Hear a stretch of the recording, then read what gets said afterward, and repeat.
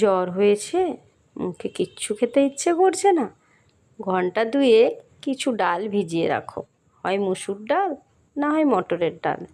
না হলে যদি ডাল ভেজানো হয়নি তাহলে একটু বেসন নাও, তার মধ্যে কিছু মশলা অ্যাড করো, আদা পেঁয়াজ রসুন কাঁচা লঙ্কা সব বেটে নিয়ে এই ডাল বাটা বা বেসনের সঙ্গে ভালোভাবে মিশিয়ে নাও। একটু লবণ দেবে, গোলমরিচ দেবে, তারপর লাউ বা কুমড়ো পাতা নেবে। এখন লাউ বা কুমড়ো পাতা বর্ষার দিনে অনেক পাওয়া যাচ্ছে, ছাদ বাগানে বা বাজারে থাকেই। তো এই পাতাগুলোকে পরিষ্কার করে ধুয়ে একটু গরম জল দিয়ে ভাপিয়ে নেবে হালকা করে। তারপর ওই ডাল বাটার পেস্টটা এই পাতাগুলোর মধ্যে রেখে যেমন খুশিভাবে মুড়িয়ে নেবে, তারপর ফ্রাই করে দেবে।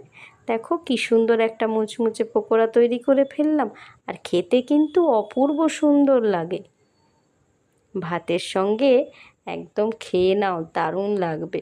একবার ট্রাই করে কিন্তু আমাকে জানাবে কেমন লাগলো তোমাদের। খুব ভালো থেকো সবাই।